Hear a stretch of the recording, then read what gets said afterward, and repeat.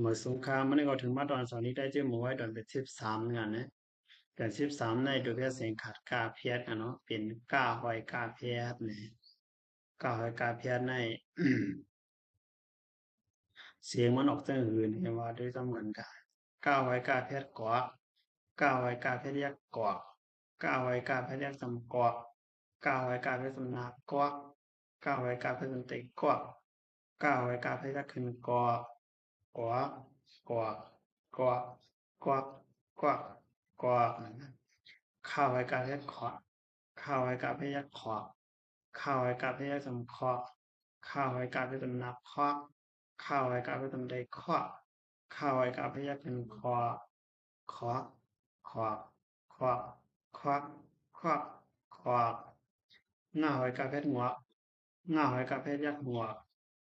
หน้าไว้กาเพียดหัวหน้าไว้กาเพียดสำนางหัวหน้าไว้กาเพียดสำใดหัวหน้าไว้กาเพียดยักขึ้นหัวหัวหัวหัวหัวหัวหัวต่อไปการเรียกเจาะต่อไปการเรียกเจาะต่อไปการเรียกตำเจาะต่อไปการเรียกตำนาเจาะต่อไปการเรียกตำใจเจาะต่อไปการเรียกขึ้นเจาะเจาะเจาะ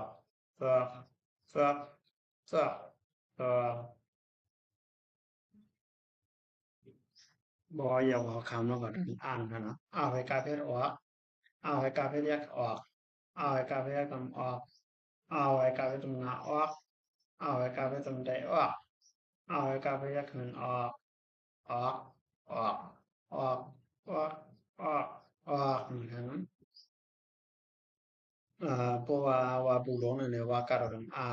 เพราะว่าสายศาสตร์สายวิญญาณเนี่ยว่าให้สุดทั้ง19ดวงเนาะ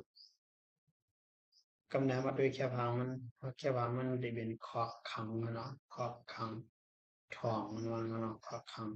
ไอ้ดูรถโดมันอันไหนกล้าไว้กล้าพยักฆ่าไว้กล้าพยักต้องขอบขังอันเป็นขังขอบขังมันจะในโลกเนาะ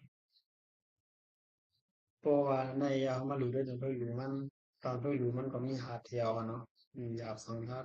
มาดูได้ร่วมกัน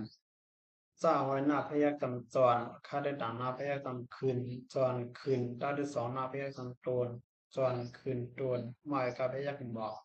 จรคืนโตนบอกหมายกาพยักบอกหน้าที่สองหนังว่าเป็นเนื้อบอกเนื้อได้ที่สองหน้าพยักจำโตนบอกเนื้อโตนมาพอดกาพยักมาบอกเนื้อโตนมาข้าที่สองกาเป็นคนใจโคกทราบพอดกาพยัก โคกสักต่างกันเกณฑ์ได้คำตีโคกสักตีนายกาเวกำนอกโคกสักตีนอกกาเวกาเวกำนอกก็ต่างกันเกณฑ์ได้คำตีก็ดีสากันกิงยักเสอก็ดีเสอนามาเวตำได้นำก็ดีเสอนำสาเวกาเวยักสอบสามาเวตำได้ซ้ำสอบซ้ำต่างกันเกณฑ์ได้คำตีสอบซ้ำตีได้ต่างกันเวตำแตกสอบซ้ำตีแดดตอนคืนตนหมอกหมอกเนื้อตนหมากโคกสับตีนอกก็ตีเสริญน้ำสอบซ้ำตีแดดนะครับเอาละตอนที่อยู่ตอน83ก็สุดเดียวเป็นนะครับตอนการสืบสวนแจ้งตอน84ขน้องมาสุขา